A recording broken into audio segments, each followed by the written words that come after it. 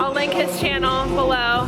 Coach extraordinaire, coach to some of the best powerlifters in the world, including John Hack, who is actually here in town, who won worlds for the IPF. So IPF is the Drug Tested Federation for powerlifting. So I just got back in the United States. I'm in LA from Australia. So my flight, the reason I'm so sorry I have not been uploading much. Joey, you're too loud. I'm sorry I haven't been uploading much on YouTube. So I was staying in Perth for a while in Australia, and I had a 5-hour flight from Perth to Sydney, and then I had a 15-hour flight from Sydney to LA. So safe to say I've been a little bit dead. Haven't been feeling the best. But now I'm here with Joey and with Tina. And Tina's over here, if you can see her in the background. She's a world-class powerlifter, got 3rd at national. Her squat is like 276, I think is her best in meet. Bench is better than mine, so she's at like 186. Her deadlift is close to 400. I think she pulled 386 at a 114, so she's a beast. Joey's a beast as well. I don't know his numbers, but he's really good. I think he got, Joey, what'd you get at nationals? He got 8th, but he recently hit a 650 squat, right? Yeah, so he hit a 650 squat. He's an insane beast, but actually his team won the team overall at nationals. I know, that's what I'm talking about. So he had like over 30 lifters at nationals, and his team did insanely good. He won the team overall title. So yeah, so I'm here training with them. Gonna show you guys a little bit of my training. We're all competing in the Arnold, which is in Columbus, Ohio, which is my hometown, in March.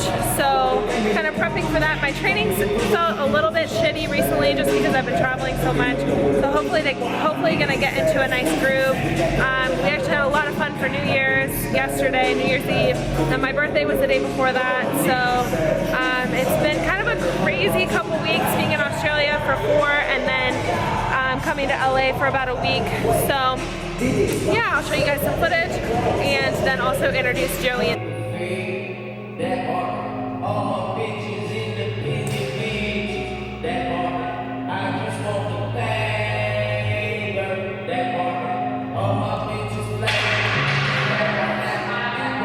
Go down, it's gonna be like really.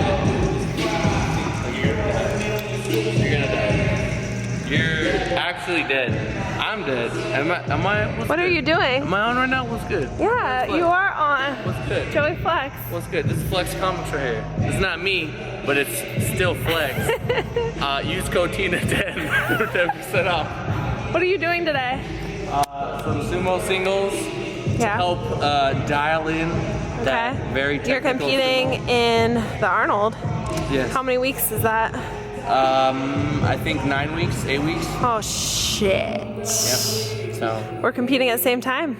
Same time. How do you feel about that? On Saturday, which is actually my birthday.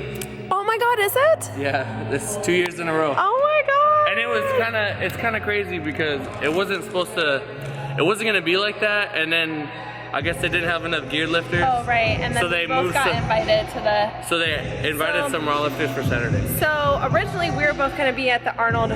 Wait, what's it called?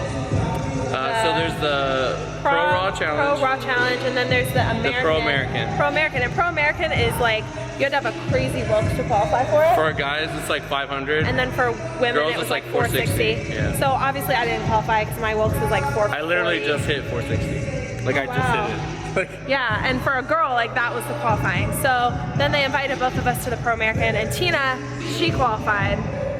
Yeah, she wilks like 480. Yeah. So she easily qualified, but us little guys over here. Yeah, 650 squat, not good enough. I know, right? 400.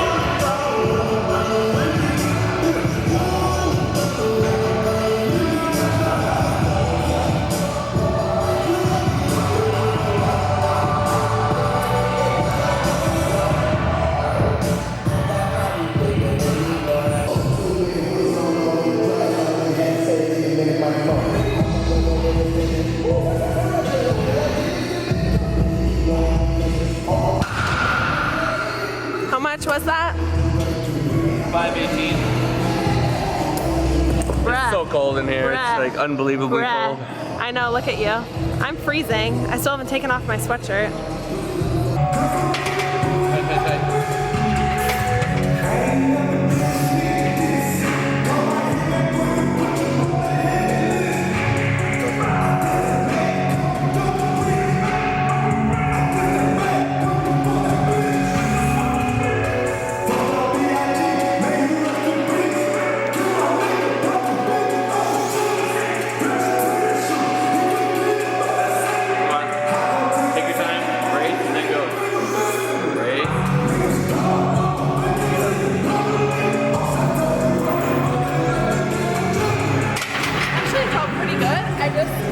What did you do today, Tina? I was a bro. You're And a bro? 58-pound weighted pull-up. But what did you hit the other day in squats? 253 for 10. For how many? So basically that 300 squat's gonna be your bitch. And you need to get that in your head. I hope. She keeps thinking she's not gonna hit 300 and she just hit 350, or I'm sorry, 253 for 10. So that's not true. But I've only squatted 275 at my last. Yeah, but you're way stronger. I'm also way fatter though. All right, post-workout walk as we wait for BJ's. I've actually never been to BJ's before, so we're getting dinner. We're getting dinner at BJ's and free Pazookies. It is free Pazookie day. Is it because of New Year's? Yes. Okay. To the gym, I actually wasn't really sure what I was gonna plan on doing. I knew I needed to get squats in, and I was aiming to hit 345 for a few sets of triples.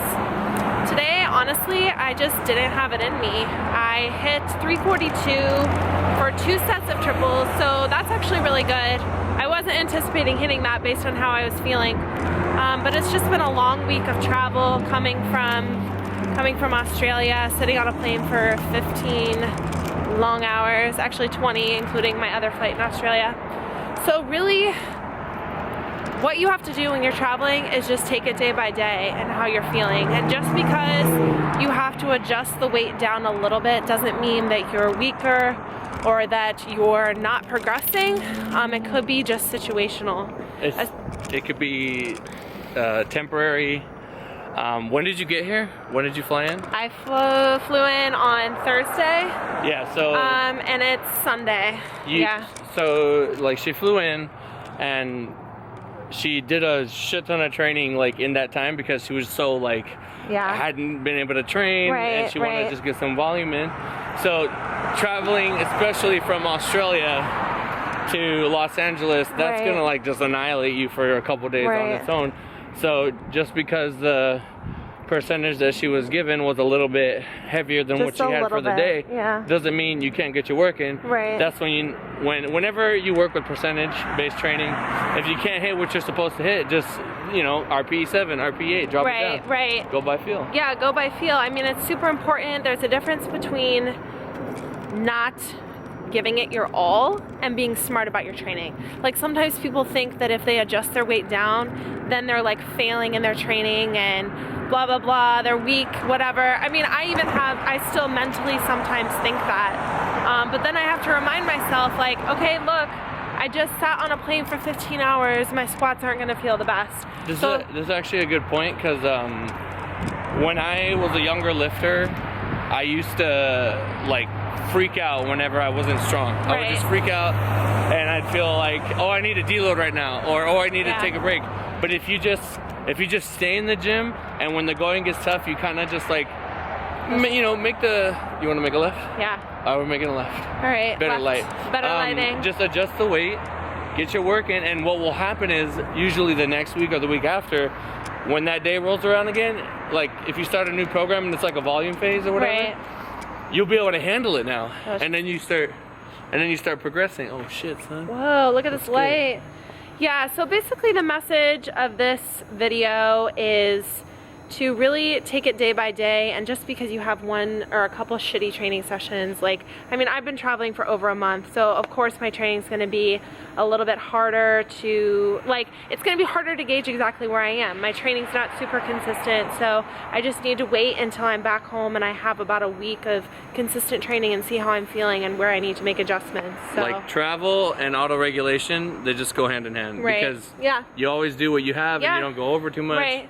And you stay safe. Yeah, and because the worst, literally the worst thing that you could possibly do is try to hit, let's say, those numbers that you have in your head, and then injure yourself severely, and you know, break your back because you had to do this weight, or you fail, and like you'll feel better. Like, for example, yesterday when I went in, I'm just starting my training for the Arnold. Yeah. And I just added in a 3rd day a week of squatting. Woo! So obviously, like, the end of the week, getting up in volume, just like me. The end of the week, squatting 75 times a week.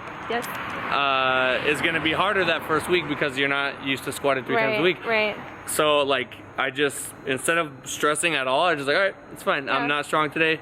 You know, drop the weight down. I did like set to 10 with like 4 or 5, got a good pump. And Boom, then too, it's so much more. It's so much more of a sense of accomplishment, even in that one training session.